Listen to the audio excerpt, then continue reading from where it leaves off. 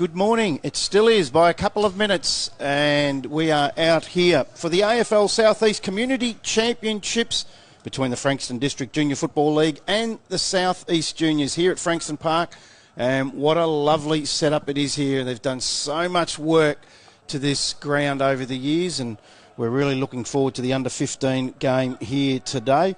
And the Frankston District Junior Footy League, coached by ex-St Kilda player Pete Freeman, and Tim Ferguson will be the coach for the Southeast Juniors. So the boys are out there warming up at the moment, and we might just take this quick opportunity to have a chat with Cam Roberts, who is the actual St Kilda Next Generation Academy and the South Hub coordinator. And welcome to the broadcast, Cam. Thanks, gents. Good to be on board. We've got a great day here at Frankston Park. Yes, it's turned it on, hasn't it? And I was just saying, Cam, that they've done a lot of work here over the years, haven't they? And it's the lights. I mean, the lights are incredible. It just keeps getting better and better. The Dolphins had a big win last night, which was good. And, over the Cats, wasn't it? Yeah, 10 goals or so, I think. So, yeah, it's a great venue. So I think we're always pretty happy when the Junior Interleague gets scheduled here, and we've also got games up at Shepley Oval today as well. So. Tell us a little bit about this one. This is the Frankston District and against the Southeast Juniors, and there's the obviously you're with the St Kilda Next Gen Academy, so tell us a little bit about that. Yeah, so look, I don't know a lot about the Southeast Junior boys, so this will be my first look at them today. They've already played Mornington. Frankston boys have had a couple of good wins, so against Mornington and also against Outer East, which is the Yarrabelly boys. So yeah, our Frankston Interleague program's aligned with the St Kilda Footy Club. So St Kilda's Next Generation Academy runs throughout the year. We have probably about 15 or so sessions with a lot of these kids throughout the year, and then we use the word elevate. So we elevate the kids out of the academy squads into Interleague. Okay. And in fact, we've still got we've still got some kids within the academy that aren't playing Interleague today.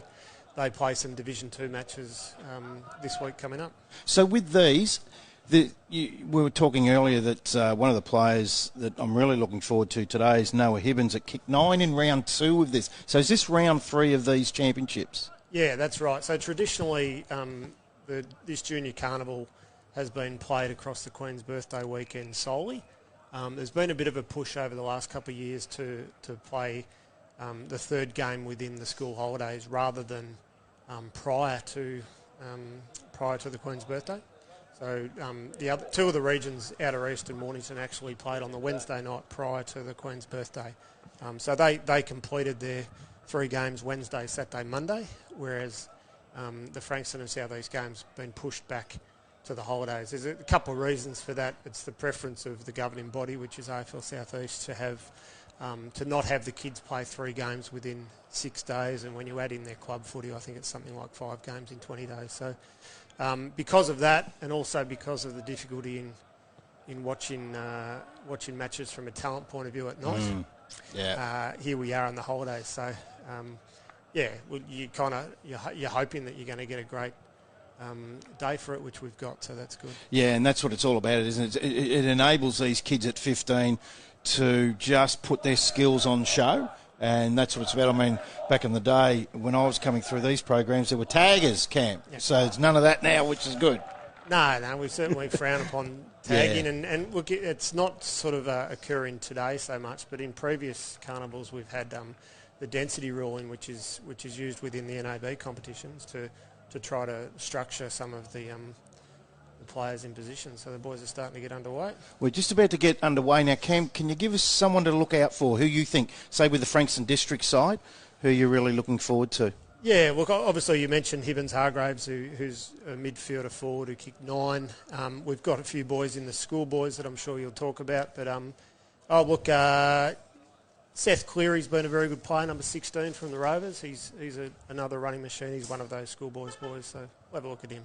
All right, Dylan Beaumont's just about to get us underway for the first bounce, and we're looking forward to this one. Should be a good day.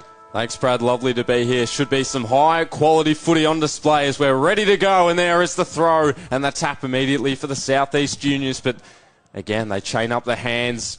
to Frankston District. They head forward. It's still stuck in the centre, just slipping to ground, able to get a kick away. May have Falcon Noel Morrell in the meantime. And now Frankston advance through the agency of Cleary out to the half-forward flank. And a spoil from Brock Thompson to get things underway.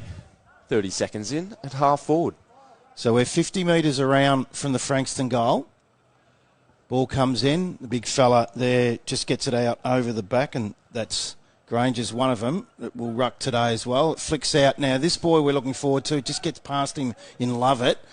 Toe poking, and here he is again. Now he picks it up. Good hands back inside, but collected by Frankston and ends up in the hands of Coleridge, and we'll get the boundary line again and another restart 50 around. Just the same places to where it was before. A nice high throw in, so it allows the ruckman to compete in the air. Morrell did it, falls to ground, entering the pack optimistically. It was Hodder, and he left it without the footy. It still remains ajar. They go at it again. Still loose. We should have another ball up at centre half forward or centre half back, depending on which team you're looking at. Mount Eliza ruckman there, Cam Jackson Long. He's a big boy. Yeah, Jackson's been with us in the academy for 3 years, because most of these boys are in their third year now, and he's always been a big lad. Chase claims the mark from Officer. Out to the wing now, a one-on-one in the air. Strong mark by Dylan Vogrig. Out of Beaconsfield, and he just progresses down the wing again. Couldn't quite reel it in, but they're able to garner the footy again. They work it out the back hatch, tapped forward, and ultimately over the boundary line for another throw in. Centre wing, 2 minutes in. You call Vogrig from Beaconsfield there, Dylan. Cam, Beaconsfield are really well represented here today in the southeast. Yeah, very strong club. Obviously, there's some huge growth in that southeast corridor, and Beaky, both as a senior footy club and juniors, are really doing a great job by the looks of it. And a free kick going the way of Frankston District, about 75 out from goal. So he gives it plenty, heaves it inside. Mark almost taken by Leclerc. He juggled it twice. It just bobbles around in there, and then finally able to reach it was Sullivan, who gave his teammates some protection, but not enough, and it's forced out again. 40 out from goal a couple of minutes into the first quarter. So with another stoppage, Cam, I noticed, is there a lot of work done at these group levels in the interleague type games around stoppages? Because it's so relevant these days in the senior game, isn't it? Just a shot on goal there by Jackson Tanner from behind. Yeah, look, we really focus in the academy right up until about mid-May on the fundamentals of the game. So and we're doing that across all age levels. So there's not a lot of work that's gone into the strategy side of a stoppage, but certainly the boys are trained on several aspects of that throughout the year. But in answer to your question, it's more about the fundamentals of the game until that last 3 or 4 weeks. Okay, Lee's put that on the full, which enables Noah Hibbins. We're really looking forward to this one. 9 in round 2 in this game. The boy from Mornington, the only one representing Mornington today, and it'll be Lee's bringing the ball back into play again, and he goes wide to the pocket. They just hold it up on that outer side, and got to say, it's a nice haircut there, Matty Cross. From Beaconsfield, another Beaconsfield boy, goes long up outside, defensive 50. Just thought he might have got his hands on that and taken that mark for Frankston, but not paid, and we'll have another stoppage. So it's still outside 50 for the Frankston District. And that was a better kick from Harrison Lees, just composed that time, able to find a target. 1-on-1 in the ruck contest, and they clear it out to the wing, but it'll only be on its way back. Zach Smith in the hole for Frankston, who puts it inside 50, a bit of a shallow entry, and now outside the arc. Just losing maybe a bit of direction was Coleridge. Dispossessed was Ingram. Stays amongst the pack and finally able to break the shackles was Cleary, who hand passes it further. They're just edging it forward.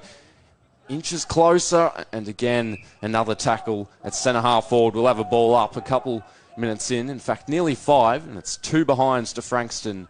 And Southeast are yet to score. Morrell wins that tap. Interested to know if he's related to the great Digby Morrell that played at North Melbourne. Hurry kick up towards half forward now for the Southeast. Coming out and meeting that was Palais. And he finds the boundary line. We'll have a boundary throw in. It's now about 65 metres around from the Southeast goal. In it comes. Just throwing his man out of the way there was Morale, and he's played the free kick here. It'll go to Frankston, and it'll go to his opposing ruckman, Jackson Long from Mount Eliza. Goes up the line, high ball, pack of players, carries that over the back, really well read, better than everyone else was Ingram. He'll square the ball inside the middle of the ground, finds a teammate, kicks long now in chase, goes up towards half forward. He was looking for Craig, gets out over the back of him. He might find it again though as he receives the handball. He's pushed off. They'll get away with this now through Russell. That's Jasper Russell, the son of Andrew Russell, the conditioning coach over at Carlton. Ball bounces free, shows a lot of pace and has a shot on goal from just inside 50. And for a 15-year-old boy, Thomas Sullivan from Edithvale, Aspendale, has put it through. Wow, what an effort. Tommy's a good example of a kid that we've actually brought in late. So he was identified earlier in the year through our Come and Try days. So we like to open it up to other kids in the region who aren't necessarily in the academy. So unlike some of his teammates, he's really only about 3 or 4 months into his talent program. Really, that breakaway pace when he collected that ball looks very inviting for any scout that watches that. Absolutely, and that's what stood out, obviously, at the trial day. So Long to resume proceedings. Down to his teammates in Tanner. And again, breaking clear. Southeast through Campbell, who puts a high ball in the air and it fell, maybe fortuitously, to Cleary. Interesting choice in the pocket just over the head of Sullivan, who kicked the first goal. That's a tumbling ball, but it finds its way to Chase, who's working his way across the wing, and he kicks it more centrally to the wing, and that's juggled. Volgrick trying to make his claim, and now off to Lovett. Puts it 10 metres further afield. They can't quite adapt to the situation, but look who did. The Southeast forward, his name's Dylan Volgrick, had his name written all over the ball. Great Squares mark. it up, and back with Vella. Strong mark by Frankston. That's Harvey down there, Quinn Harvey. What a great mark that was. Showed a lot of courage and read that really well. They go outside 50, ends up in the hands of Anik. Goes inside the middle of the ground, but Ingram's there to chop that off. Ingram will go to the outer side. High ball, and he's looking for his teammate in Palais. Kept in well then by Bryce. Handball's off. Now they're a chance just to clear this out of that area, but the kick's not great. Goes in between two, and it's chopped off there by Morale. High ball inside 50. Reading that better than everyone else was Zach Smith, and he takes a good mark, the Frankston Rovers boy. And he does. He runs his full measure and drills one into the corridor where they can switch movement to the outer side, and they do through Sullivan, who has a man over the top, a looping hand pass. He might just give it and go. It's Lama who goes towards right half forward to Jai Firth from Bonbeach. He's about 45 metres out from goal. Now there's a dual threat up. They double back. He plays on. He launches towards goal. It's swinging. It's perfect. What a kick, and just the way the big fella come in and come back to use his right foot and open up that goal mouth, Cam. What a goal. Yeah, that was certainly the initial switch kick from Zach Smith into the corridor, because we've got a great vantage from up here, and the Southeast had numbers this side, so he's gone back in through the corridor to Louis Hodder. Jai Firth's another great example, because when we ran the same Come and Try day, Bonbeach set a couple of talls down, and he was one of them, and it didn't take the boys much to put a couple of 190-centimetre kids under our guidance. So. Unbelievable. 9 minutes gone in this first quarter on the Chisholm Sports Academy. Frankston at 2-2-14, and Southeast yet to score. Textbook drop punt, wasn't it? And they might have another opportunity here, but denied access because the ball just did its own thing, bounced on its point, right angles. And we'll have another ball up just off the centre towards Southeast's way, but not for long, although it might be on its way back. This time collecting at Verlet. Had a teammate as relative safety who kicks one down to the wing, and it's cut off. And now they can expedite movements. Lee. Hand pass over the top, knocked forward by Lama, who gives it across to Napier, who couldn't quite gather it, but it'll be a free kick going the way of Caleb Lovett. Just near left half back. Has Cinema on short. But he kicks to a nest of players that all form up for it again. Long. Down to Bryce. Just went out the back door and turned it over to Cross. Still in the bullpen, you might say. Delarue flicking one forward. Metre by metre, they go closer to goal, but they need to attack on the scoreboard. Frankston District 2-2. South East Juniors are yet to score more than halfway into the first quarter. Number 20 there for the South East Juniors, Toby Cinema. We called him last week for the Narry North Foxes. He looks a really likely type, and he started well as Vogrig. He punches it forward, gets it to a teammate in Ballinger. He just waits for some movement, kicks it over the head of his teammate, and it allows Quinn Harvey to come in on it. Gets a kick in underneath, but it ends up in the hands of Rory Craig, smothered. As a player on the outside, he was looking for his teammate Napier, but goes over his head, and again, we'll find the boundary line. We'll have a boundary throw-in, 65 around. Who are you liking at the moment, Cam? Look, Cleary, who I mentioned before, was at the left footers, had a few touches, but just a couple of the boys there, just maybe a little bit nervous instead of that ground level handball. They've tried to pick it up and hit a short target, including that time then. And they avert the danger again, just collecting it really cleanly in the end. For the South East Juniors was Toby Cinema, but at half back, standing tall, Karthi Gesu. Sri Lankan background through the middle, and some evasive footwork again to half forward, a one-on-one, 21 on 21, a one-on-one. Nudging him out of there was Firth, who just kicked a drop punt, needed some protection from his teammates, and Lockie Chase clears the zone, finds a target in Jade Verlet at right half back. Violet, gee, I'm liking the look of Big Jai Firth, the way he covers the ground, the big fella, and he's already kicked the first quarter goal for the Frankston District Junior League. They come up the line now, and looks like that might have been Craig with a hurry kick towards half forward. He was looking for his teammate in De Bono, and Lovett takes it out over the boundary line. We'll have a boundary throw in between wing and half forward for the South East Juniors. We've gone 12 minutes, first quarter, 14-point lead to Frankston. In it comes, just tapped down there by the boy in Booth. He goes in after it again. Also in there is Tanner.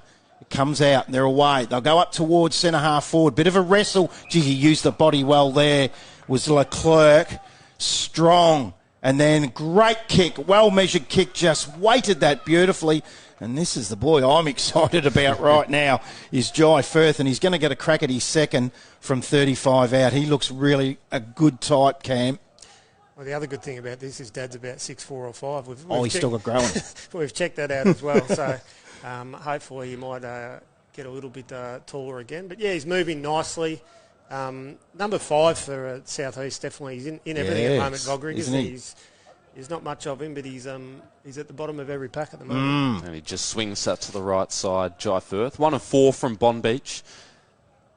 Cam, it's high-quality gameplay. You have to be thrilled with the talent that's been produced from your region. Yeah, we are. Look, this is a great start to the game, and no doubt SEJ. It's been the scoring end down towards the water all morning, so no doubt if they can hang in there, they'll put some scores on the board this quarter and next. But yeah, look, really happy, and Bond Beach Junior Footy Club are doing a great job at showing up with their senior footy at the moment as well.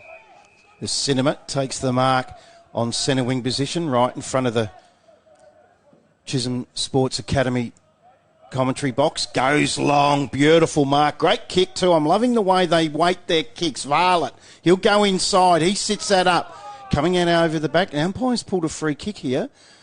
And he's paid that against Jackson Long. And it will go to the South East Juniors. I'll get a shot on goal. What would you say, 35 metres out? We're right behind this one. So it'll be interesting to see how Jackson Brown goes, the Berwick boy, from here. And an opportunity to score their first for the day. Well, he's missed that to the right. Sits up in the goal square. Carries out over the back. Now, it's all Frankston District there. And players just in all over this. And it ends up coming out, flicked out to the... Oh, he was very lucky there. Got away with one, was Tanner. Goes short. They'll come outside defensive 50 now, Frankston. Up the line to the outer wing looking for Leclerc, and it's going to carry out over the back. And Hibbins is there, runs onto it, has a player on the inside if he wants him, decides to go with a long ball with another perfectly weighted kick, and he's found Firth again.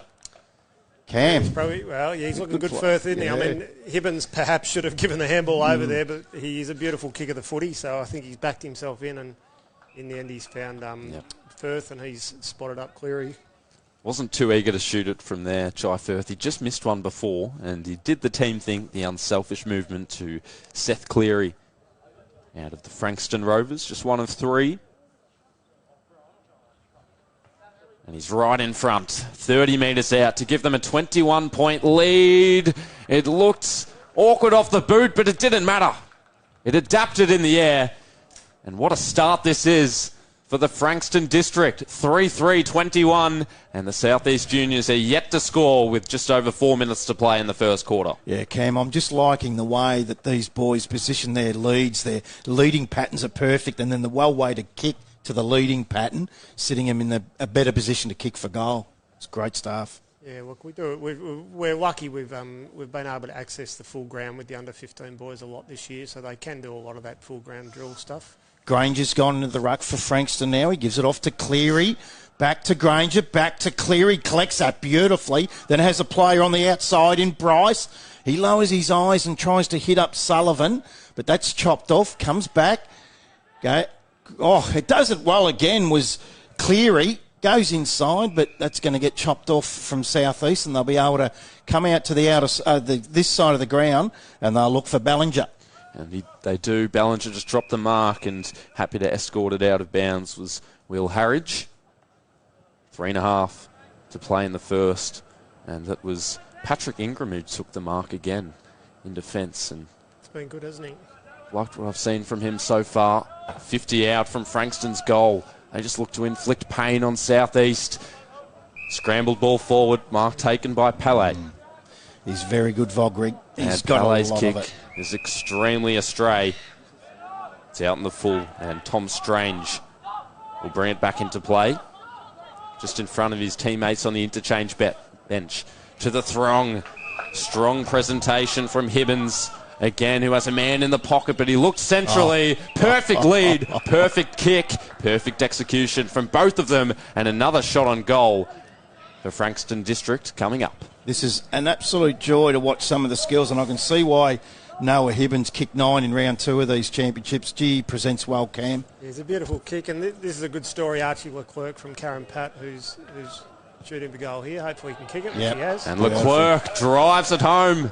Not the first time we've said that this year.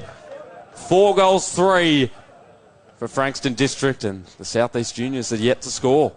So young Leclerc, in his under-14 year last year, missed out on Division 1, was picked in Division 2, was pretty disappointed about it.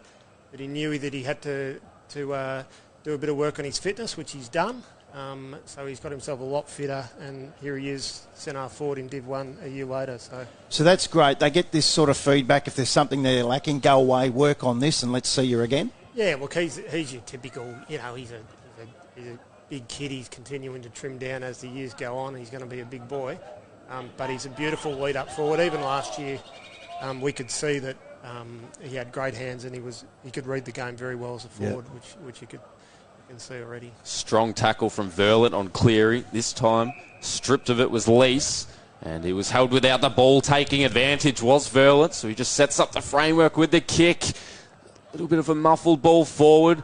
Tracking back was Quinn in defence, who puts it out to the wing. It bounced on its end and conducted itself well for Frankston Districts, who need to navigate through some traffic, but they don't. And now they defend well. Through the centre they go. Pollock through the centre again. Tanner can spot a couple of men loose. One of them was Firth. Geez, I hope the St Kilda recruits are sitting there watching this game. Yeah, well, this I don't know whether you know Greg Planner. Greg Planner's involved in the committee out at Bomb Beach. Good St Kilda Footy Club Life member, and involved with Champion Data. So he insisted there were a couple of boys that needed to be within this program, and he was right. 1 goal, 1 for the day. He also gave one off, which led to a goal. And it's about time he gets his second. He's been everywhere in the first quarter, Jai Firth. 5 goals, 3, 33. And Southeast Juniors are yet to score with about 30 seconds to play in the first quarter. Now, that's all thanks to the Chisholm Sports Academy. Now, Cam, I also understand that Firth will go into the ruck at some stage today too. I'm looking forward to see how he goes in there around the ball. Yeah, I'm not 100% sure what Pete Freeman's got in mind. Jackson Long's probably the strongest of the taller kids at the moment, so he'll do the bulk of the rucking. But Firth and also Granger the other kid from Bomb Beach are options. That's quarter time out here at Frankston Park, and they got away to a flyer, the Frankston District Junior Footy League. They're 5-3-33 at quarter time. The South East Juniors yet to score. We are just witnessing an absolute great game of footy. The skills are all on show. Stay tuned, stay with us. We'll be back after these short messages.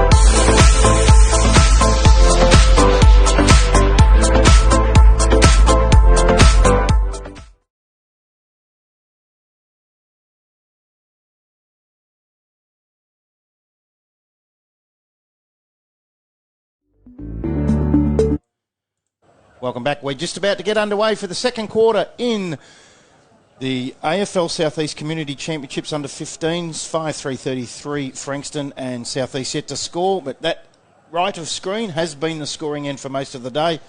And here's Dylan Beaumont to get us underway. It has been, Brad. 5-3 is the mountain that they need to overcome in the second quarter, but they might be unable to if Frankston could just venture forward once again, which they do. Motoring onto it was Fullman, but they work it out the back again. Luckily, they were heavily fortified back there to vacant space on the wing now to the advantage of South East. 2 players corralling him. Just had to duck and weave to Delarue. And they was unable to find a teammate to work with, so they can switch along the outer side. Bit of an unfavourable bounce in the end for Sin, but he had a teammate as support. It just springs around in the pack, falls in dispute. They argue over it, and the umpire says, "All mine, fellas." Just the hands then of Lewis Hodder out in the tight confines here, Cam. Unbelievable. Very, very good, Louis Hodder. He's one of 4 boys out here that are involved in the Victorian under-15 schoolboys team. So young Caleb Lovett from Beaconsfield for SEJ, and then 3 boys from Frankston. And there is Lovett. He's tackled by Sin. Gets a handball out to Hibbins. Gets a hurry kick that's half smothered. High ball up towards the middle of the ground. Now they're away South East, and that's through the agency of Fullman. Goes inside 50. They're able to chop that off. Running down. Great tackle from behind was Brown. They're able to get the ball free. Hodder. Hurry kick. Bouncing ball goes over the head of Bryce. Goes in under. Well done, Sullivan. Feeds that out, and there's players all over this, and I don't think that's going to come out. It does in the end. They're just giving him a fair bit of time. Flicked out over the back by Bryce again to the big fella in long. Gets the hurried left foot up towards half forward. Hodder's had a lot of it early stages of this second quarter, but that's chopped off by Ingram, and he'll go up the boundary, and it looks like that'll go out on the full, and it'll come back through the agency of Zach Smith. Smith, centre wing, surveys the options ahead. Almost a smother on the mark, and it shapes to half forward. But Lockie Chase able to take the mark. He goes right through the centre of the ground, looking to activate Lovett, who just took his eyes off the football and kept them on the opponent. And subsequently, they can release through Carthagesu. Out to Lama on the wing, has to straddle the line. Did unsuccessfully. A ball up about 80 out from Frankston's goal. 2.5 minutes into the second quarter. Well, we've got a break. Tell us a little bit about the V-Line stuff, Cam. Yeah, Brad, the V-Line Carnival is actually a country tournament for the NAB clubs that aren't involved in obviously metropolitan footy. So it's the leagues that don't play the Metro Championship. So umpire's just going to bring this back, I think. Yep. And so it's Gippsland and Geelong, etc. And the South East field a team of under 15 boys and under 15 girls. So they're all the 2007 kids, and they play games. They play 2 or 3 games in Shepparton this year as part of the V-Line Carnival. So it's very much a entry into a under 16 Stingrays program. Okay. And now just going closer to half forward, the kick and bound from Cleary to Hodder. He's had a lot of out it. From goal into the hot spot. And spoil of his own teammate, really. Fell to them, though. Strong tackle laid. And what's the umpire called? To wait for the decision. It's holding the ball. So they will have a set shot about 30 out. Acute angle to give them a 39-point lead. Thomas Sullivan, who kicked the first goal of the game, should have a similar steady approach. The lethal right foot needs it to bend back. Not enough. Comes up a little skinny, and it's a 34-point margin now. We've got a beautiful day for skills to be on show, and they're certainly on show out here at Frankston Park as South East bring the ball. That's a beautiful kick, and Hibbins comes from behind, but the umpire has pulled a free kick, and it'll go to Charlie Watson, the boy from Lyndhurst. He goes wide, looking for Bellinger. Doesn't get the bounce. Hodder beautifully flicked out to a teammate in Hibbins. He gives it out, ends up in the hands of Napier, and it'll go out over the line. So we'll have a boundary throw in, about 65 around from the Frankston goal. And the ruckman will do it over again. They'll tangle Long with the front position, prime tap down to an opponent, and it fell back into his lap, rather into his teammate's lap in Hibbins, who was quickly engulfed by the tackle, and another ball up. About 80 out from Frankston's goal. Long at his teammate in the eye line, Russell, falling onto the footy, and another ball up. You wonder about the conditioning of Jasper Russell, with his father being at Carlton as a conditioning coach. Cam, he'd be in pretty good nick, you would think. Yeah, very, very good runner, Jasper, and smart footballer. He's actually just come back from the South Metro competition, which is a very strong competition, as you know. He's back within the Frankston comp at Mount Eliza, and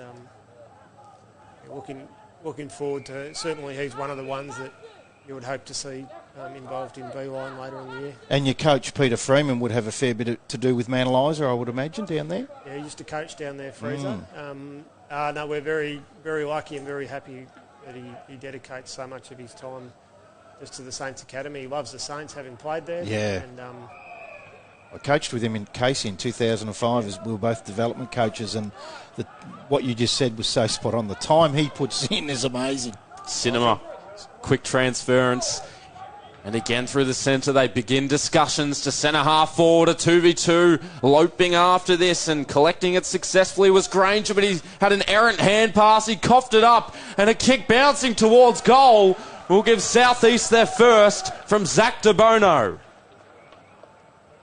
The sole man from Pakenham gets them started on the board, and could this be the beginning of a comeback? Yeah, well, as Cam said, that is the scoring end up that end, isn't it? But I just want to quickly touch on this quarter of Louis Hodder. His hands in close and his ability to free his arms and flick the ball out, Cam. He's a natural footballer, isn't it? Yeah. Isn't he? Interestingly, he had an older brother, Lockie Hodder, who played Stingrays, and Lockie was an elite runner for his age. So, Louis definitely a natural footballer. If he can be half the runner his brother was, he'll end up very, very good. Frankston District looking for the instantaneous response. They're at half forward. Throw in. Over 7 minutes into this second quarter, a 28-point lead. Long with the volleyball tap style, and it was sharked in the end by Tanner. His kick was flicked forward, trapped by another forward who gave his teammate access. It was a high ball up in the air, plenty of altitude, and now motoring onto it was Lama, who centres it and misses. Some good tackling out there too, Cam. I'm loving the tackling.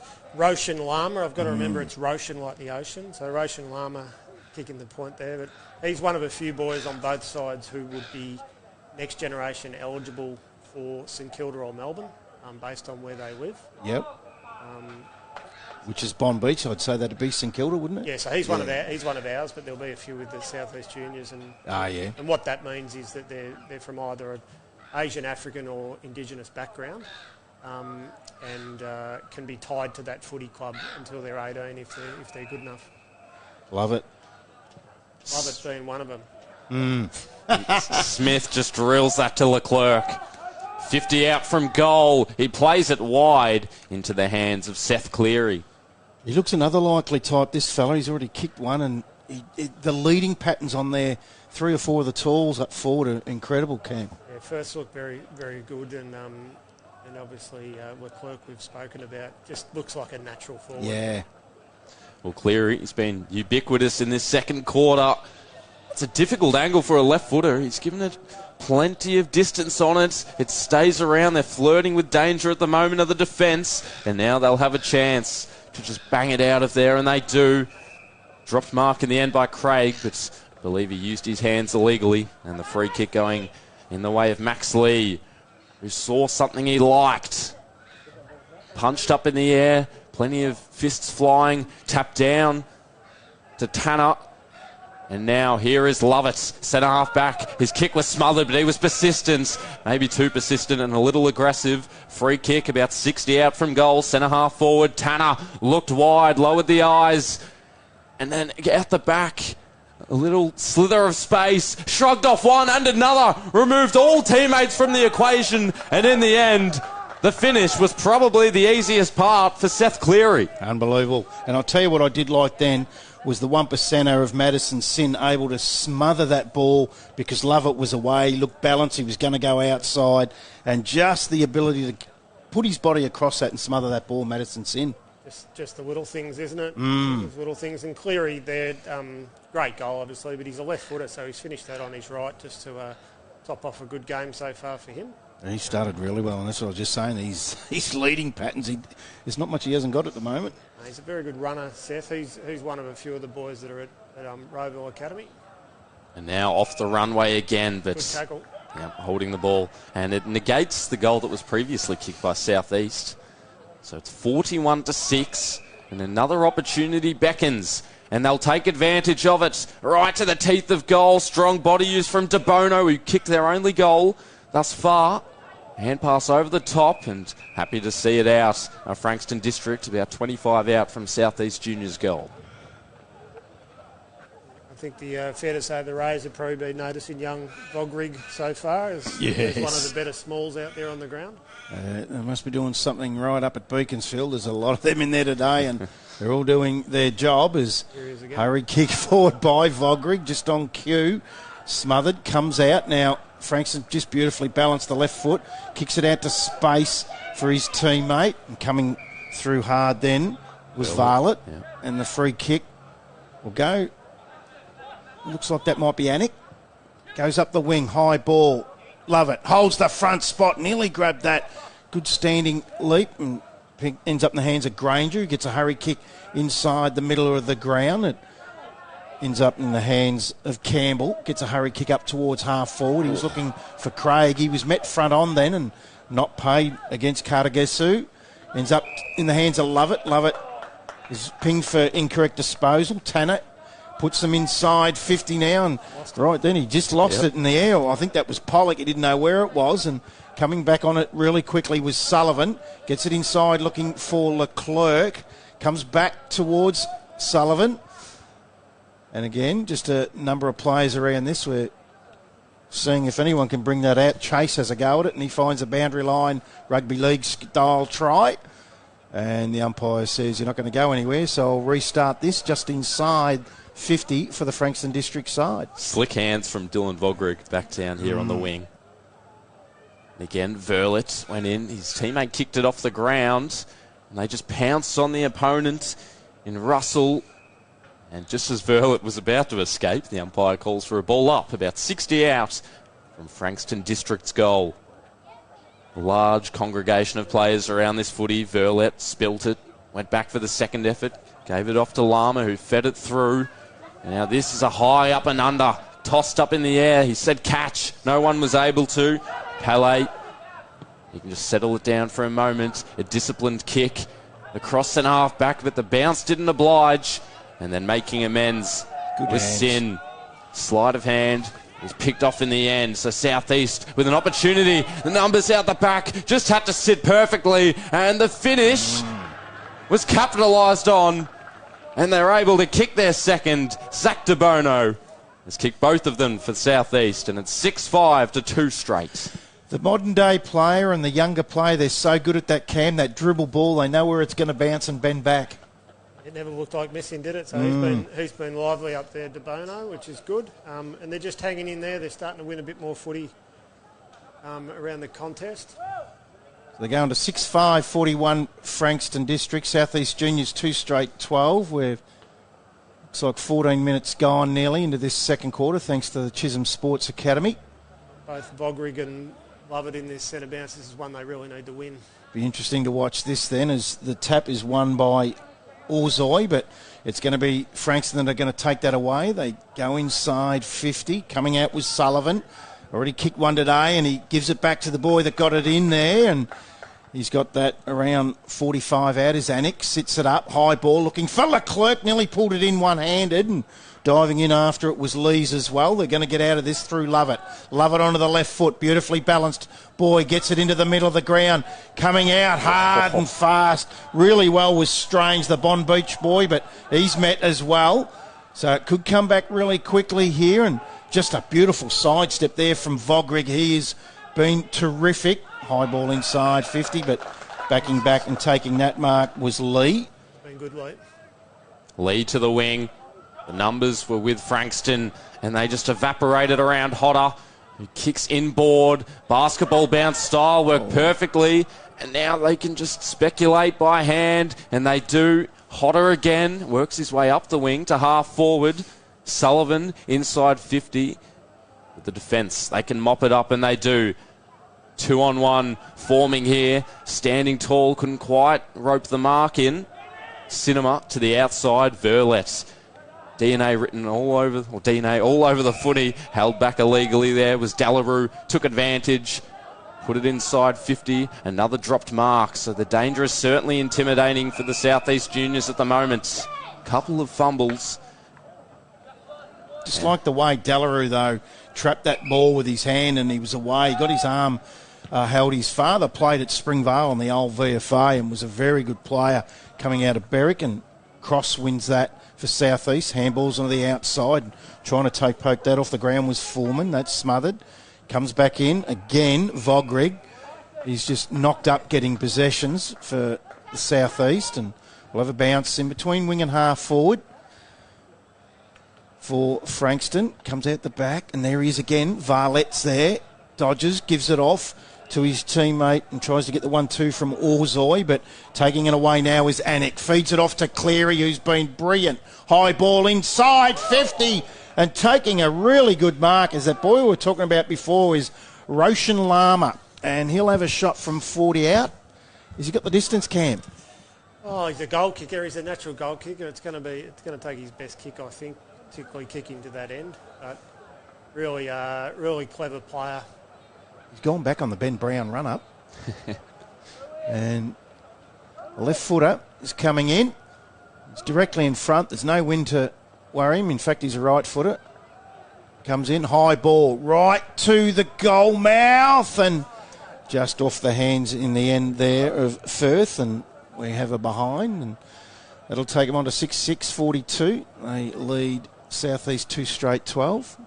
Need another late goal of SEJ here, don't they? They've certainly had some momentum the last 5 or so. Under 3 minutes to play.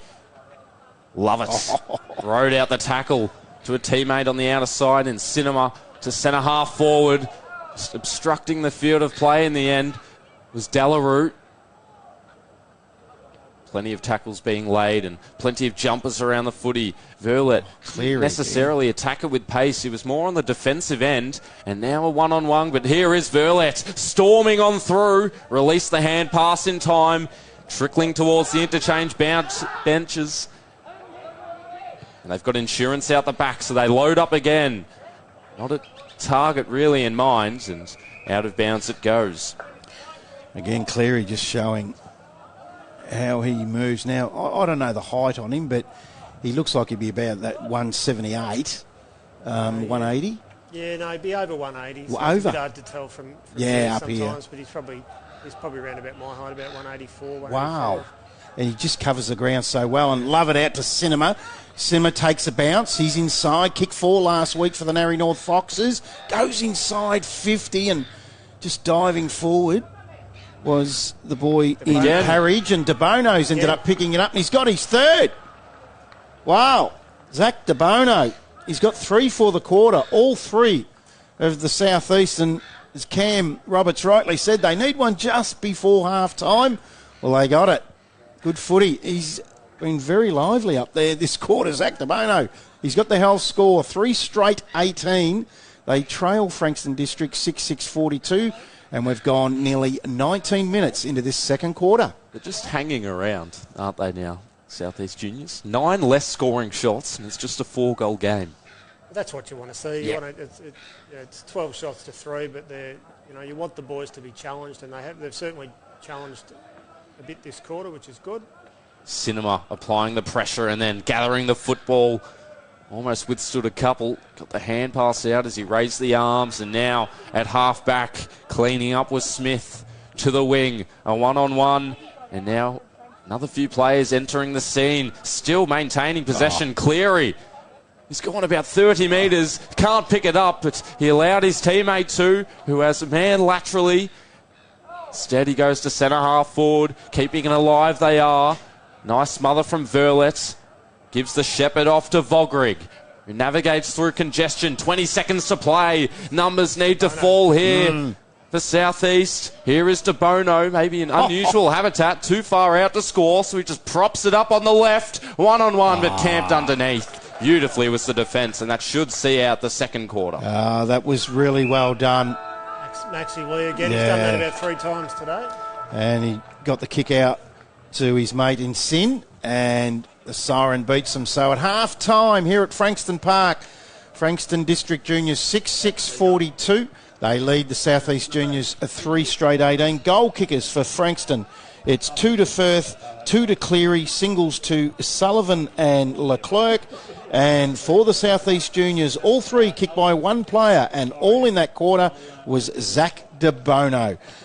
Just before we go to a break, got to thank you, Cam, for all your work with us for the first half, because we'll have someone else coming in after this, and I think it might be Nathan Harris from AFL Southeast, I think, who loves the talent side of things. No, my pleasure. Appreciate your time. You're doing a great job, Brad and Dylan. No, I've loved it. It's so far, it's so fantastic to see all the skills on show, and it tells me what you guys are doing with the next gen and all these groups that are going on is obviously working, because I am blown away by some of these players out here today. Thanks for that. In a way, the under-15 boys is the purest competition, because we haven't had the NAB players taken out by Stingrays and Gippsland and the like, so the best kids are still on show. By the time you get to 16s, 17s, obviously some of those kids are ineligible for Interleague because they've already played NAB.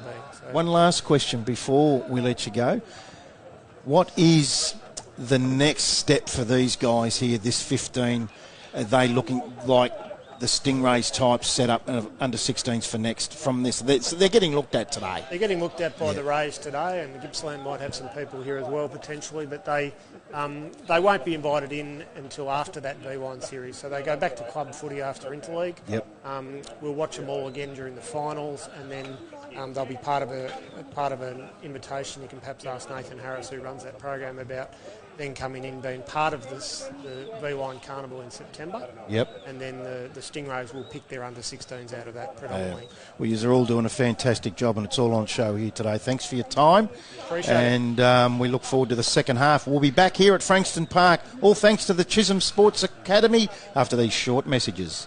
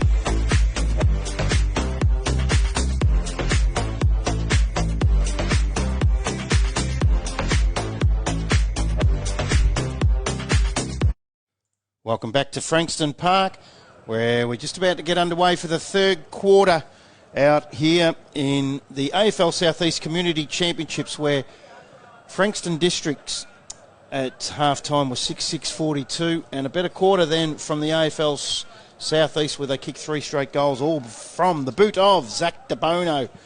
And we're just about to get underway.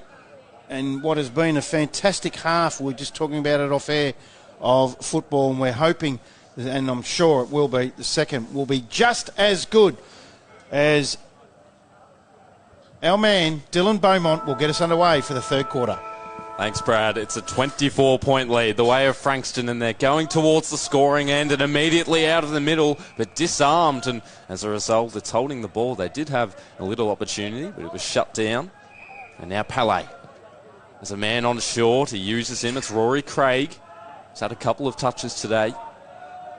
Hasn't missed a target. This time he'll have to rely on the forwards. Good mark. It's a great clunk in the end. It's Harrison Lease, who was playing full back. He now switches inside. He's our man, Vogrig. Yep. He's our man. He has been incredible. And I know that from the first half, Cam Roberts was very impressed with this boy, and he looks good. Now, we've seen the last one of Lama. Didn't have the legs on this one. Let's see if he's got this one. 40 metres, maybe 45. He'll need to kick it. He's given it a good roost. It'll just be on the line and push through for a behind. And that's their first minor score of the day. Yes, and they're only the second person to score for them, actually, as DeBono's done all the scoring, as Lee goes up towards half-back to Sin, another one that I've liked his game today. And Sin will go up the wing. And they end up back in the middle. So they'll have, here he is again. He's knocked up getting the ball, Louis Hodder, particularly in that second quarter. Really good vision, able to give it off to a teammate, back to Sin, who gives it off to Strange, who goes for home and gets it. Great goal, Tommy Strange, the Bomb Beach boy. And he has their 7th of the day, 7-6-48, Frankston District. And Southeast Juniors 3 straight, 18. What a kick it was. It's brilliant. They, just there, the way they manoeuvre themselves back inboard, Madison Sin them was terrific, as was Louis Hodder. And they're very proficient at clearing it from the back line as well. They might need to if the Southeast can just break through the barricade, but they don't. And a ball up in the centre of play. Thrown up. Tapped forward. And another punch just to add to it by Hodder to centre half forward. Tracking it down. Hodder again. Off to a teammate in crime. Plenty of altitude in the kick. And adjusting underneath it to take the strong mark in the end. He'll have to line up from about maybe 50-55 from goal. It's Noah Hibbins, who kicked 9 goals in round 2. As we say, a warm welcome to Nathan Harris. Yeah, Nathan's a junior football manager out at AFL Southeast, where Cam Roberts in the first half, and very happy to have you on board, Nath.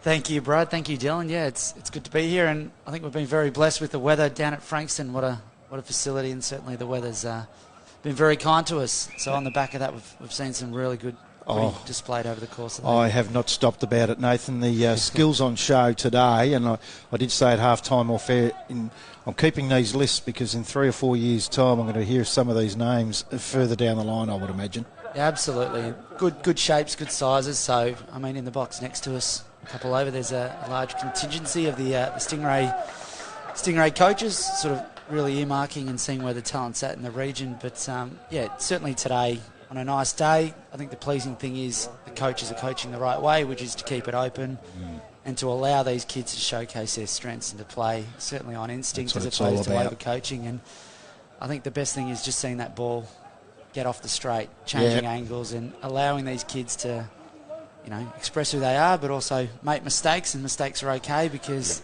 if they're changing angles and creating overlap on the far side of the ground, they might cost them too, but if we're getting 4 or 5, it's well worth it. And the changing of those angles, Nathan, yep, we're seeing some really terrific leading patterns from the forwards up in this height. Helps their forward craft, doesn't Yeah. it? I mean, it teaches them where I think this is when you get the cream of the crop together, it just highlights what the next level is going to look like. Where local, it's a little bit more linear. You're going up and down the same line, and that's no disrespect to where the talent's at in that space. But when you get the best ones together, it almost makes it easy because you can see the space, you can utilise it, and you can you can be confident in your leading patterns where you provide a good lead, generally going to be used, and the ball's going to be thereabouts in the right space. So fantastic effort, and I mean, here you see the ball locked in southeast forward line, so an opportunity here for them to get some scoreboard pressure. Previous goal was kicked by Pollock, and now a chance for southeast. Snap around the body, was touched by the defence. To half back now, which can transition into half forward if they can just collect the ball here, and just speeding out of there in the end was Tanner. High mark, or rather a high kick that needed to be marked, and now one-on-one at ground level. Hot overran the ball, and a hand pass was slightly miscued. It'll be on its way back, but mark is taken by Patrick Ingram. But we were talking about this before. The games just allow the development and the quality production of players. You have to be thrilled with how it's turned out so far. Yeah, I mean, you look at these kids on a VFL deck playing against the best talent, their best teammates on a game day, an opposition they play against, but to actually run out and play with them knowing they're of talent. It's a great environment to be in, and certainly this is, in this age group, this is where it all happens for them. When you look at certainly the Vic squads and the V-line at the end of this year, the opportunities there which will lead into their under-16 year Stingrays. And there'll be some opportunity for that boy, Cleary. I've been really impressed with him. He gets it up towards centre forward. Advantage is paid. Tanner will take that advantage. Goes onto the left foot. There's Jasper Russell leading the race for the ball, and we've spoken about him a few times today. His father being the Carlton conditioning coach in David. Goes inside 50. Well crumbed there by Foreman. Gets spun around, gets his leg to the ball, and backing back and taking that mark is Langwarren's Napier. Luke Napier, the Langwarren boy, goes inside. There's Cleary again, dives at it. Couldn't take the mark, and it's going to ping-pong back as Jasper Russell from Mount Eliza's taken that, and he finds a teammate inside 50, and it's Tyson Anick, who has a lethal boot. He looks eager to collaborate with a teammate up forward. Plenty of leads, and he took the shorter option. And the mark is taken about 30 metres out from goal to give them a 41-point lead. Breeze. It'll be Noah Hibbins again. Yeah, Breeze favouring the right-hand end, certainly the beach end, and just to gain that extra 10, 15 metres really puts him in range, doesn't it? Third quarter of one of your boys, Zach DeBono. He looked incredible in that second quarter. Kick three. Prolific, wasn't he? It's exciting. It is. It's exciting because this brand of footy opens up one-on-one contests and creates opportunities for them to showcase where their talent's at, where of a normal weekend it might be a bit more congested. So. Yep. And speaking of exciting, Noah Hibbins with another on the board. It's 9 goals, 660 to 3-1-19. A 41-point lead as opens up a few minutes into the third quarter. And we could just see the Breeze carry that. Good purchase on the kick, but it's always helpful, isn't it? Another one of your boys I've liked the looks of today, Nathan. Caleb Lovett, so balanced, that Indigenous balance, low to the ground, clean.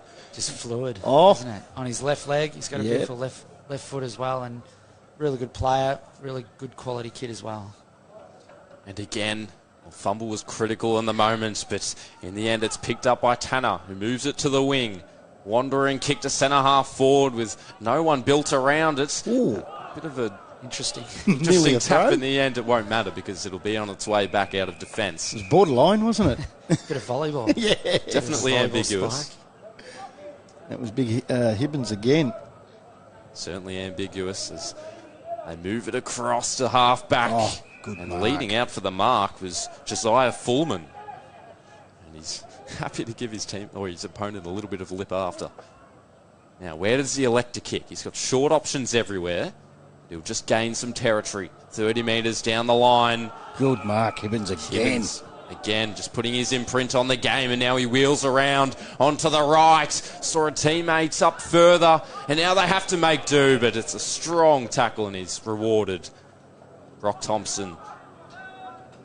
So Brock Thompson from Berwick will go to the outer side. Takes him outside, defensive 50. Hibbins is there again. There's not much he can't do, and he's now doing the tough hard work in and under. And he'll get a free kick here for high. No, it'll be a boundary throw, and it's gone out.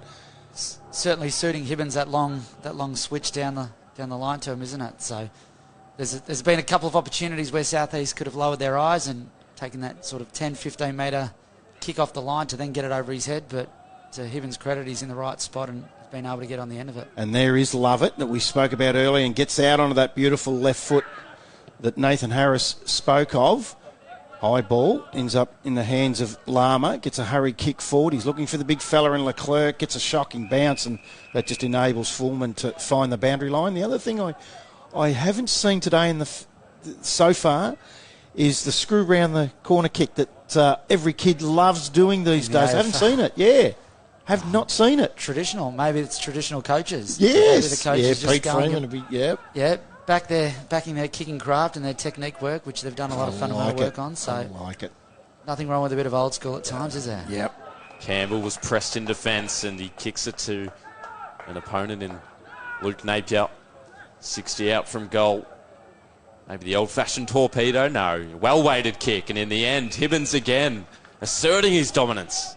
He's had a great game, but this is some sort of third quarter, and we've only 11 minutes in. He's had a lot of it. Well, last quarter was Zach DeBonos with 3, but now the chance for Noah Hibbins. Another one on the Ben Brown run-up. Just to prepare the scouts for maybe a successful future. Who knows? He'll be tested with this kick. Kicking from just inside 50. Just needs to put it up in the air, and I think a bit of the breeze might give him some assistance. The only man from Mornington today. It's swinging, but it's missed to the right. He did exactly what you said, Nathan. I reckon she might have dragged it a little bit right late. It was a high ball, wasn't it?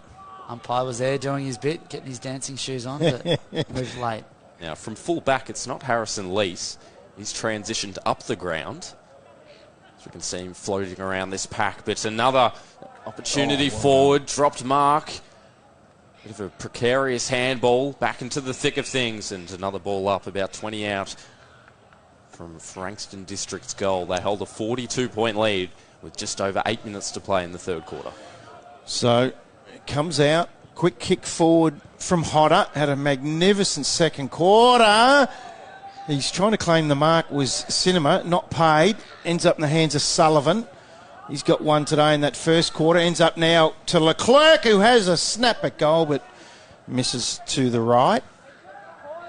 So they lead by 42 points now, and we've gone 12 and a half. Ball's just staying in the front half for Frankston and able to put repeat pressure and scoreboard pressure on the South East team. So it's been a struggle for him the last 5 minutes, but holding on. The dam wall's not breaking just yet. So it's flicked out over the back, and that was from Cross. It's going to be a hurry kick forward from Russell on the left, but well chopped off from well read, and it'll be Paddy Ingram that'll bring it out of defence. Yeah, Ingram again in defence. Been fruitful today, as that will just spill over the boundary line. It's been very good for him, hasn't he? Plenty to like, and that's the thing for today. It's not necessarily about winning, obviously. They love the winning culture and they'd love to grab a win today, but it's just a chance for them to impress all the scouts, anyone watching. They've certainly done that. And a plethora of players have done that today. And a free kick going the way of Frankston again. Is this Hibbins?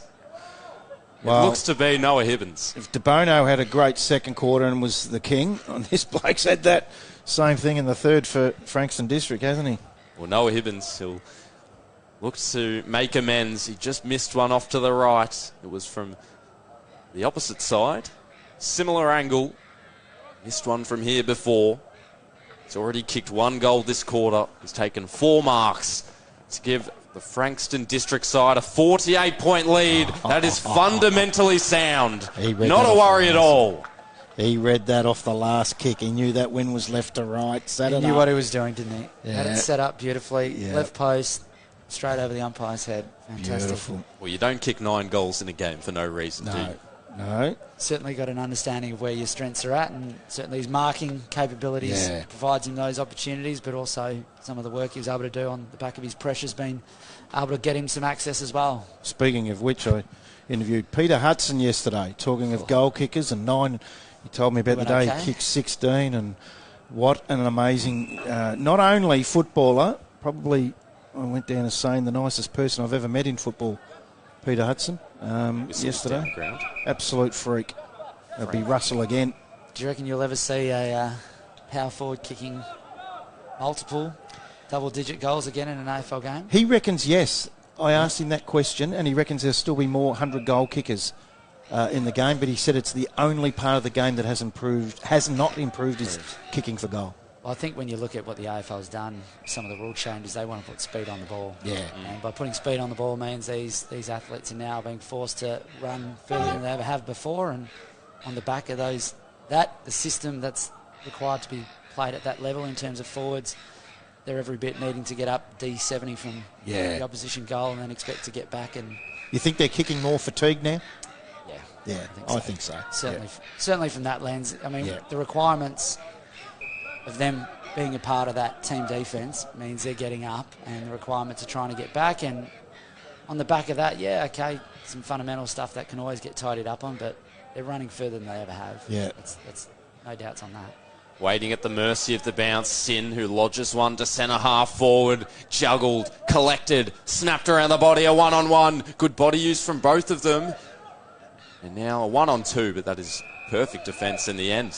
That's exactly what Interleague's for, isn't it? Just to showcase those beautiful critical contests, those one-on-ones, a forward trying to protect the drop, a defender defending with his life, isn't it? And got a good, even result. And right then, Nathan, a scout makes note on that. Yeah. Good body use, smart, got himself to the right spot, protected the ball drop. Absolutely. And when you look at, I think it's Jai Firth has been able to clunk. Certainly in the first quarter was able to clunk a few, which is really exciting. So I suppose that's the big prey manises. They're judged about what they can do in that space where, the little fellas can't get. And speaking of Firth, he takes the mark in the pocket, about 20 out, and now we might see the snap. He looks to be holding it.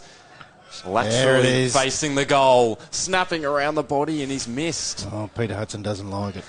He doesn't like it. He's old school. Had the confidence. It's a long ball drop, though, isn't he? He'd be certainly up around that 200-centimetre mark, and it's a long hand to foot, isn't it? Yeah, we don't have to worry about that, Nathos. No. But I love the skill on them when they do it. Yep. They're brilliant at doing it. And I suppose it comes back to if it's something you practice, put it into play, no doubt. Yep. Just under 3 minutes to play in this third quarter.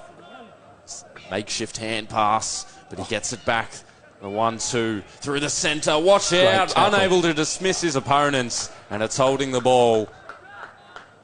Jack Karthagesu, who we said has a Sri Lankan background, on the left. Beautiful drop punt. Executed well, but not to a teammate. Out of the rubble now. Smothered. And they'll look to repel. They can't because the defence stands tall. Brutal Falcon out to the wing. And now the mark by Delarue, who turns. Hurried kick to the wing is chopped off. Ends up in the hands now of Harridge. Harridge, the boy from Edias, goes out towards the boundary and taken out over the boundary line. We'll have a boundary throw in just on half forward for the Frankston side. And you spoke on Beaconsfield and Berwick making up most of the side. In fact, more than half, which is just a testament to the one player from Pakenham, Berwick Springs, Lyndhurst. Yeah, good to see a boy from Lyndhurst in because, I mean, I might be wrong here, but they haven't been around a long time, Nathan. No, well, you look at the growth and the growth corridor of Lyndhurst and Lynbrook around those areas are certainly pocketed up, and at Marriott Waters they've got a fantastic setup there, and I think it's just a culmination of the 8s and 9s coming through, and on the back of that they've certainly put some work into their coaching spaces. They've got some wonderful coaches there, and I think now you're starting to see certainly the growth, and there's certainly some kids in that under-14 space around that Div 1, Div 2 teams where there's some really good shapes and sizes coming out of Lyndhurst, and no doubt there'll be certainly names that'll be coming forward in the coming years. So open men through the middle, a 2-on-1, Verlet, and now Maybe a shot at goal. No, he did the unselfish thing. The ball sits on its end and ramming it home for the open goal. Honey, sweet finish. Oh, I like that. Like that, Dylan. Good boy. Hey, Zach DeBono there. He could have got his fourth, but very unselfish. Unselfishly put it out in front of Jackson Honey, and Honey did what he needed to and put it through. Good team goal. You spoke about just previous then about good coaching out at Lyndhurst and so forth. I think that's crucial these days. I mean, back when I come through and a lot of guys come through, it was dad. Yeah. Someone's dad. And now the coaching seems to be brilliant.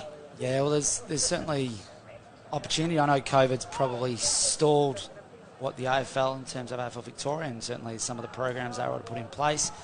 But coaching's so crucial because if you get a good coach and love it, on his left, streaming through the 50, bang! Fantastic goal. Back to back. I like him. Not only is he here for expert comments, he's here for some commentary as well. Nathan Harris, the end of the third quarter, and it's their fifth goal. It's a 37-point lead, so they've chiselled away at it slightly, and now they're up and about. They'll have 20 minutes to play in the last quarter. It's 68-31. Nathan Harris will stick around. We'll take a quick break. Brought to you by Chisholm Sports Academy. It's Frankston District 10-8 to Southeast Juniors 5-1.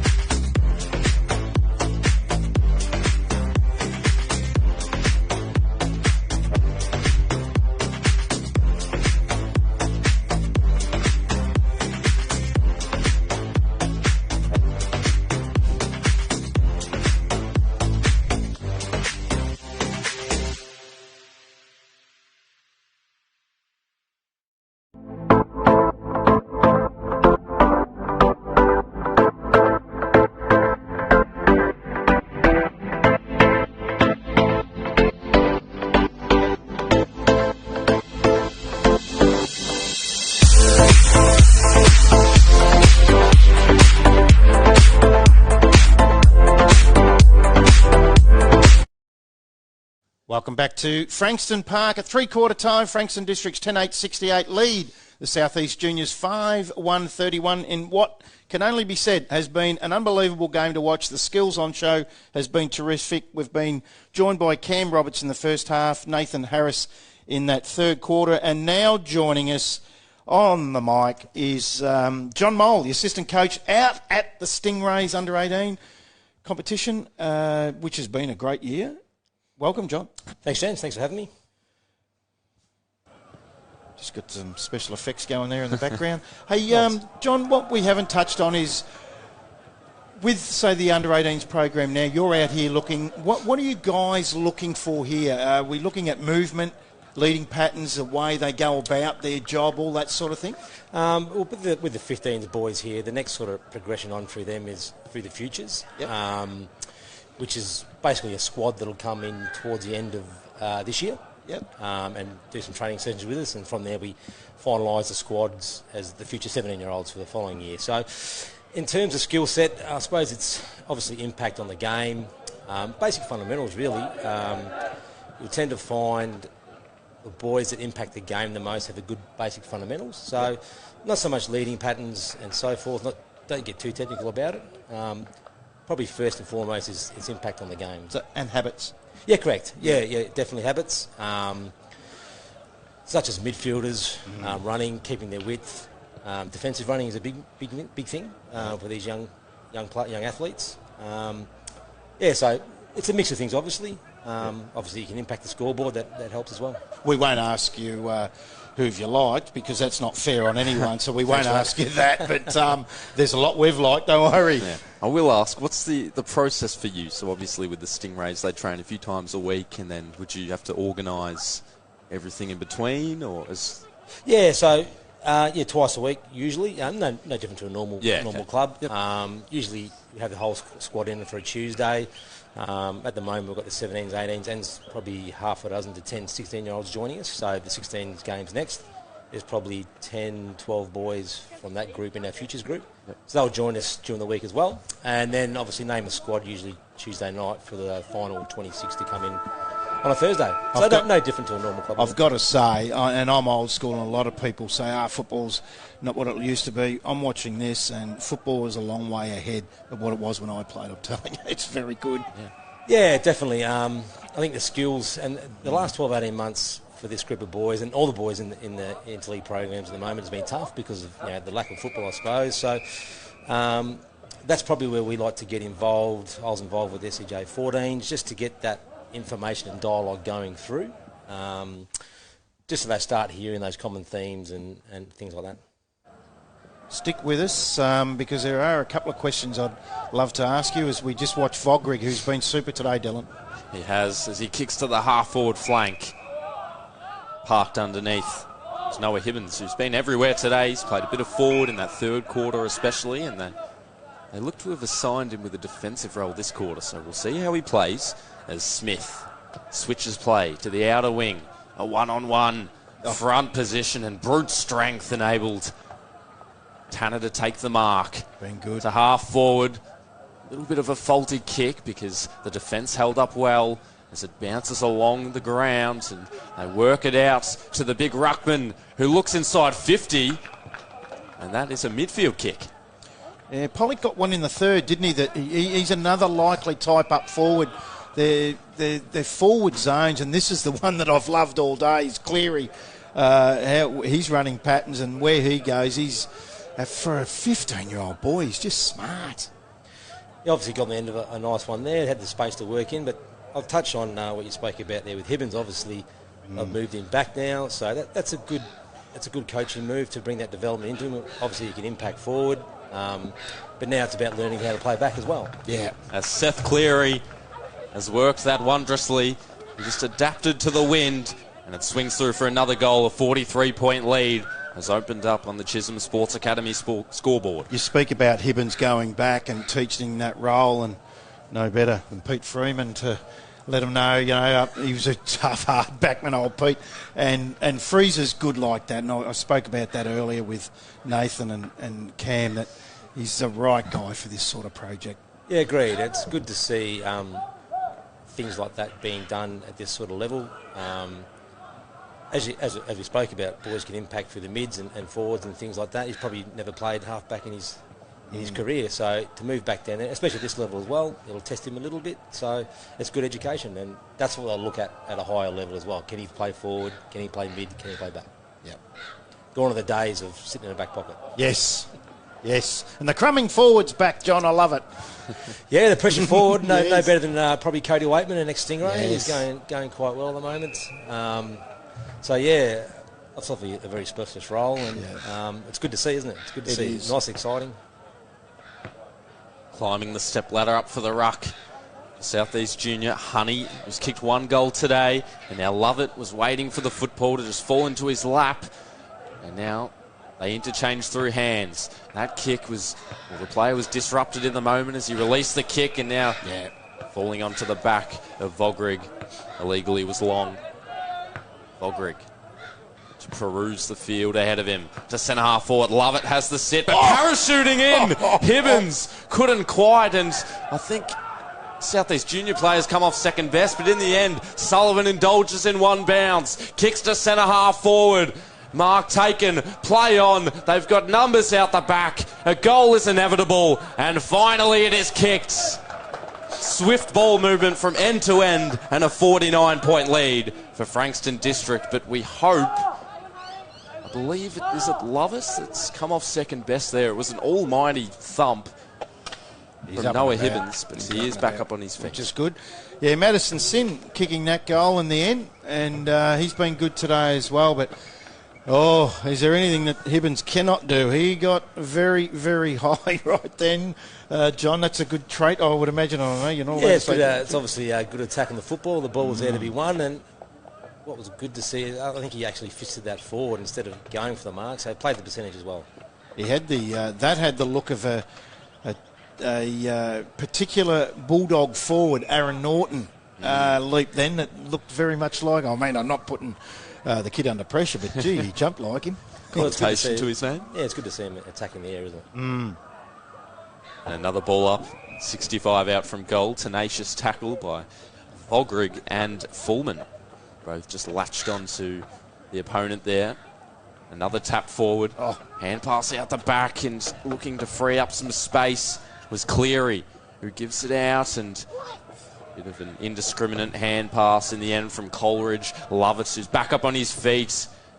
Just lost the football, and there is Coleridge again. Inside 50, waiting at the bottom of the pack was Leclerc, who puts it up, and Mark taken advantage as well. And they clear the zone. Flying for it was Craig. Lovett at ground level. Also whittling his way through again, Coleridge. 3 disposals in a small passage of play. And another entry. One man had to hold up, and he did. And their plans, well, they can come to fruition if they find a man out on the wing, which they do. Geez, that's clean hands of Cinema as he then goes inboard to the centre of the ground, finds a teammate in Lees. Handballs over the top looking for Craig. He's met. It'll come out to Coleridge. It's had a lot of the ball in the last couple of minutes. Feeds it off to a teammate. They'll go up the wing, and the umpire's blown a whistle and paid a free kick. It'll go to Kyle Bryce, the Mount Eliza boy. Quickly plays on, but kick's not great, and Vogrig able to just back and take that mark in front of Cleary. Now Vogrig into the centre of the ground. High ball. He's got his name written all over it. It's Hibbins. He's a special type of player, and he gets me up and about. And he goes to the outer wing, looks for a teammate in Napier, comes off his hands. He's back in it again, but slips over and then able to punch it out. Just a beautiful intercept, and they're away now.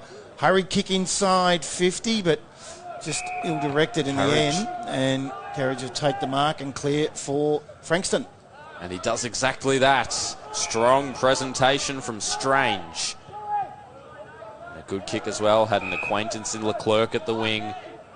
Plenty of players around him at the wing, but he looks inboard, and, well, he might have miscued it, but in the end, to their advantage, looking to defend was Reese, but it's the mark by Bryce, who switches it inside. Prominent fist, and now Napier scoops it up, puts it out in front of Lama. Turns, chisels one inside, and finds Seth Cleary again. He's already kicked 2 today. Yeah, some of these forwards are very good. How long have you been with the Stingrays? Coming into the 4th year, I think it is now. Okay, so you've seen a lot come through. It's...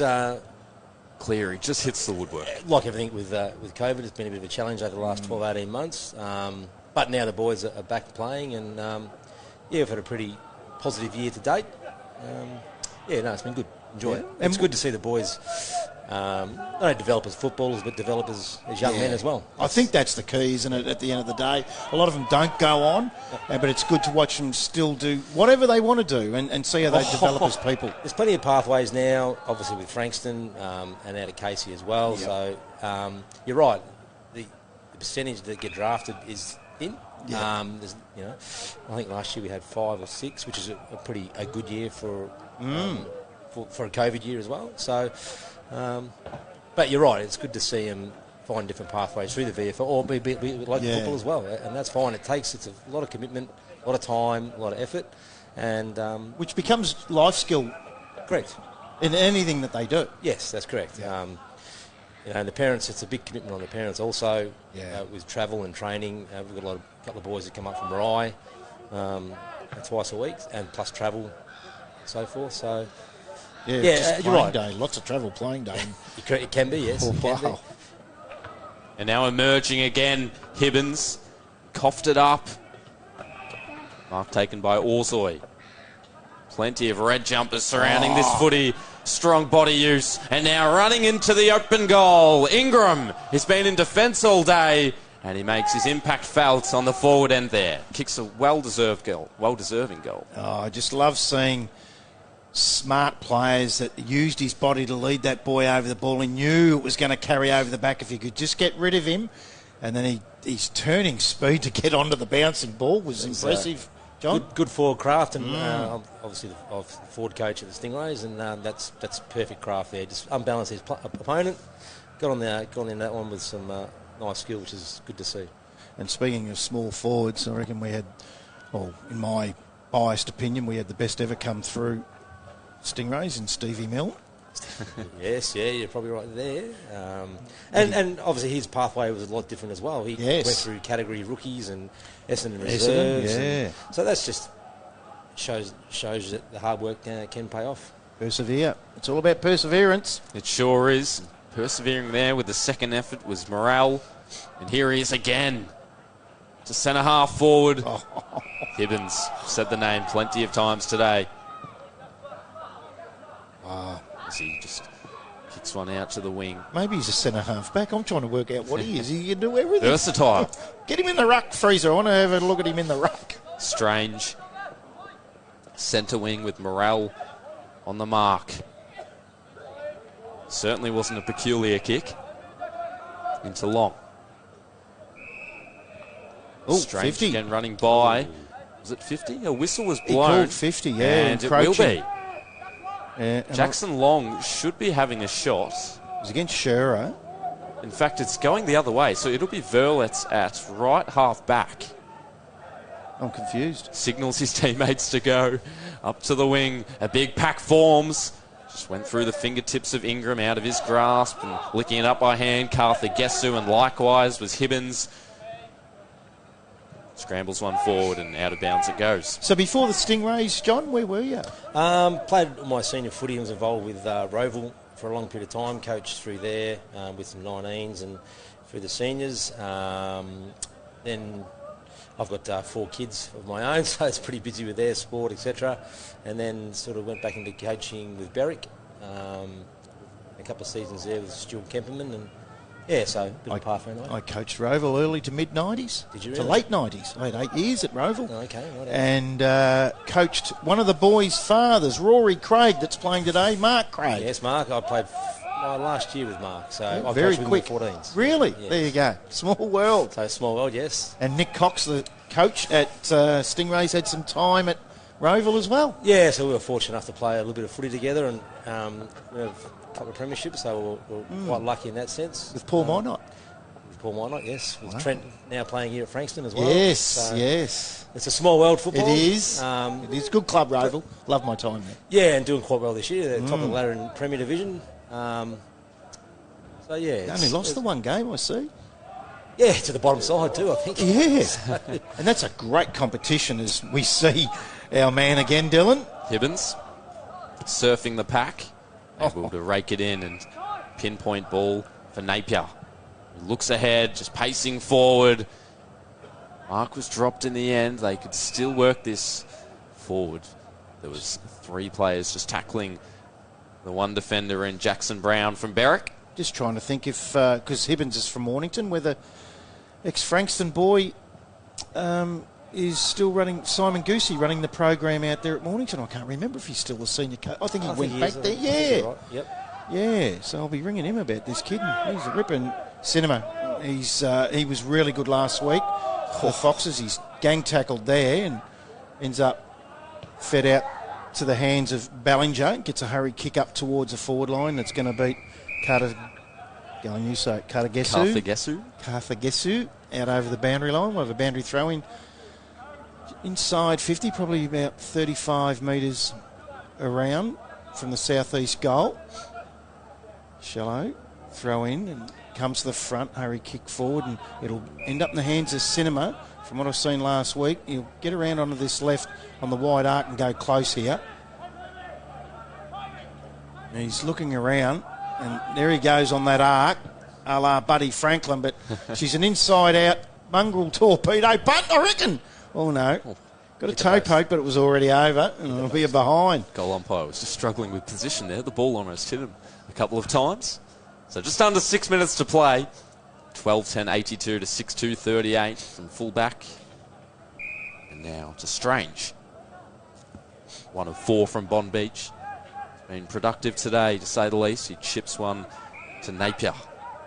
He's had a really good second half, this boy. Just 1 of 2 from Langwarren. Looks down the field, analysing who to kick to.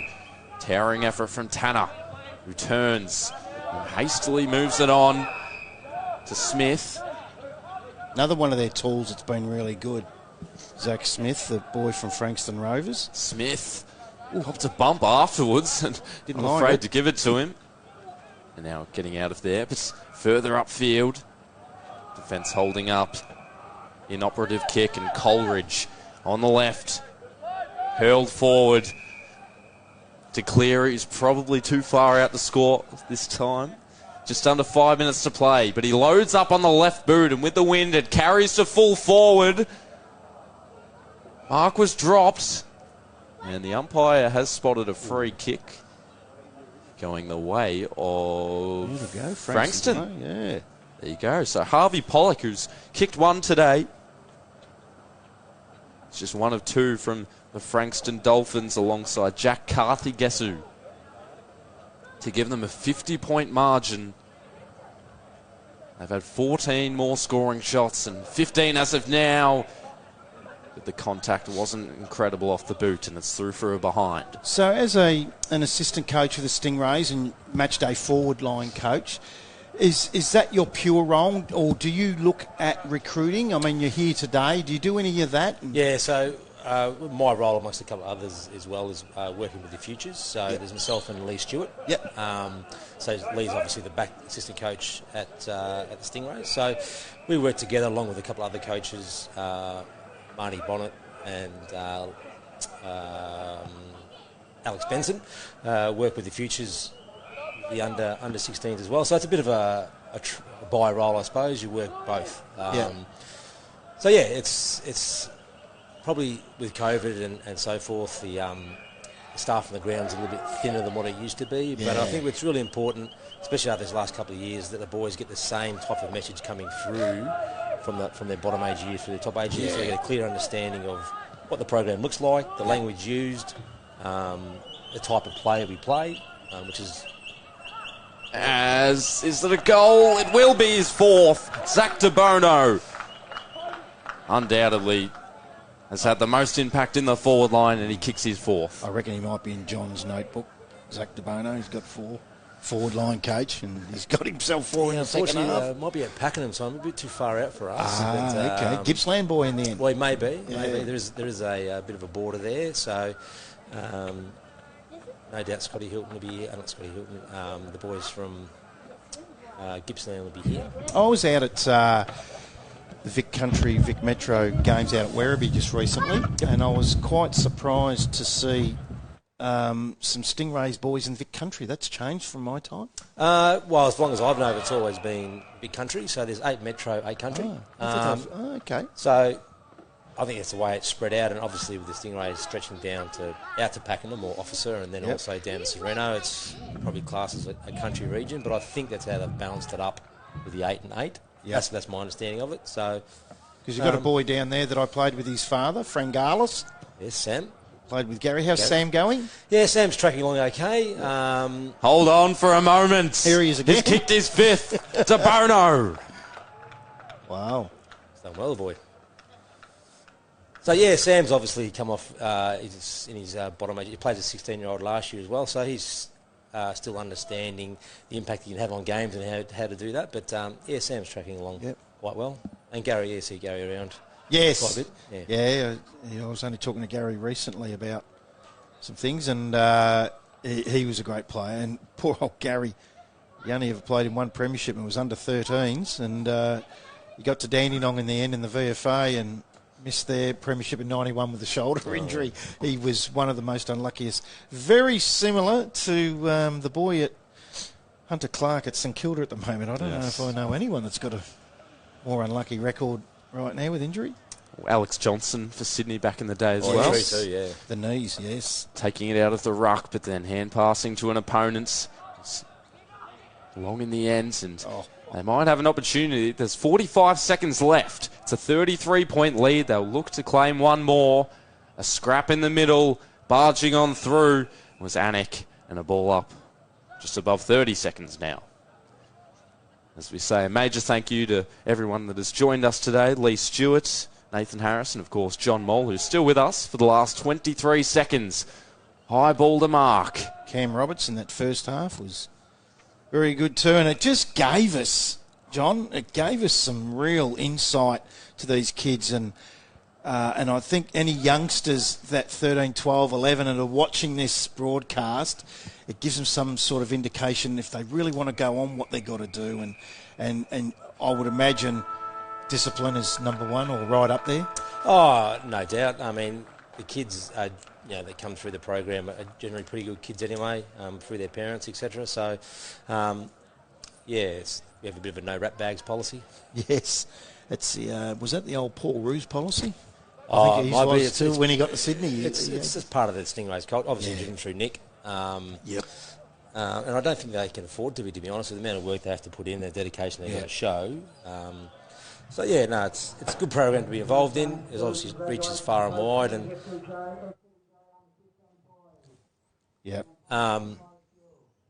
it's good. Obviously, a good program to be involved in and watch the boys come through and develop, and not only as footballers but as young men as well, because that's what they are. They're not boys anymore. They're young men, and they get treated as such. Yeah. Mate, we'd like to thank you for your time. You've been super today, and really appreciate it. All the very best for the Stingrays and your role for the remainder of the year and in the future. And one last one, and I'm sure Nick Cox isn't listening. Any ambitions to go on and take on the role there? Or no, I'm quite comfortable. Quite comfortable in my role. I still have got 4 kids and being assistant coach, and we've got a good coaching group that it allows me pretty flexible. Yeah. So I'm obviously my boys and girls involved in a lot of sport as well. So it's a bit of a juggling and balancing act. But the roles. It's quite a funny story. The last few weeks we've changed. Everyone's had a go at head coaching. So Lee, myself. It's a good idea. Josh Moore, you'd obviously be aware of. Yep. And everyone's had a win, so the heat was coming from Coxie. But no, he's quite safe. He does a really good job down there. Again, he's passionate about the region and passionate about developing young athletes, so that's key.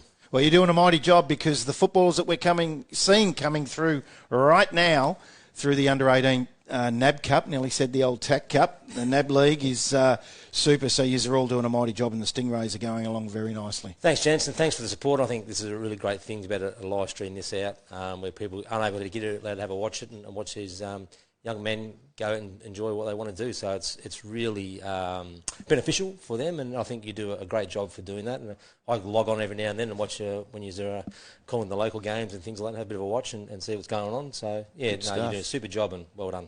Thanks, John. That's John Moll, the assistant coach out at the Stingrays, and I didn't ask him about his nickname. Nathan Harris asked me to ask that, but I kept clear of that. For obvious reasons, but thanks very much for everyone that's helped out here today. What a game it has been. Dylan, what did you like? Tell me someone that stuck out in your mind. Well, plenty to enjoy from both sides. I mean, I had my eye on for Southeast Juniors on Patrick Ingram all day, who was strong in defence and then leapt up forward. Dylan Vogrig is an obvious sight to behold. And then for Frankston District, well, I think the man we know is Noah Hibbins, of course. And also Zach DeBono kicked 5 goals, 3 in the second quarter, 2 in the last. And I'll save some names for you, Brad. Who did you enjoy the most? Well, I'm a Hibbins fan. I think it came out in the call, Noah Hibbins. We were told by Cam Roberts at the start of the day that he kicked 9 in round 2 of these championships, and I loved how Peter Freeman threw him back, as John Mole said, really good coaching, or Nathan Harris might have said, really good coaching, to get him a look at the back half as well. Seth Cleary, wow, he got himself 3. Absolutely super. There were a couple of guys there that probably didn't get a lot of the footy, but I liked what they did. I like Madison Tom Sin. Strange. Yes. Jackson Tanner. I'm just staying with the Frankston side right now. Jai Firth started like a house on fire and kicked 2 first-quarter goals. He did spend some bench time. I don't know if he had some injury or that was pre-planned. Archie Leclerc, the Karen Patterson Lakes boy, was a real big target, wasn't he, up forward? They had a great forward half. For South East, well, no doubt, Zach DeBono, who got himself 5 second-half goals, was absolutely super. Caleb Lovett obviously looks like a player. He moves around really well. Patrick Ingram was very good. And he might be watching today. Unfortunately, isn't playing because he's injured, but Jack Lawrence, I've called him before. He is a superstar. So if you're watching out there, Jack, disappointed that you couldn't play, but be sure to keep an eye on him in the future. And some of the Beaconsfield boys, led by Dylan Vogrig, well, he was really, really good. Delarue was good from officer as well. Look, they had a lot of good players as well. I mean, there's not one there, if I was coaching anywhere, that I wouldn't be targeting, because every one of those boys that took the field today for both sides were brilliant. And that's the thing. You could look at every name there on the sheets and commend them on something they did today. There wasn't someone who went unnoticed, because everyone had a touch. They did something eventful, and it's always an enjoyable exhibition. Gives them a chance to thrive, and that's why we enjoy calling it as well. We had some expert comments by Nathan Harris, John Mole, and of course in the first quarter, Cam Roberts. Final scores: Frankston District ran out winners 12-11-83 to Southeast Juniors 8-2-50. I'll just quickly go through the goal kickers for the Frankston side. Was Seth Cleary got 3. And Noah Hibbins got 2, Jai Firth got 2. And then there were singles to Sullivan, Sin, Strange, Pollock and Leclerc. And for the Southeast side, well, Zach DeBono with 5 goals, Patrick Ingram able to create one late, Jackson Honey as well, and Caleb Lovett. It has been a magnificent day out here. I've really enjoyed the footy and hope you enjoyed it at home too. On behalf of Dylan Beaumont, Harrison Carbis on camera and the graphics, he does a mighty job for the Red Onion Group. This is Brad Sinclair signing off. Hope you have a wonderful rest of your weekend, and we'll catch you next week. And all thanks to the Chisholm Sports Academy.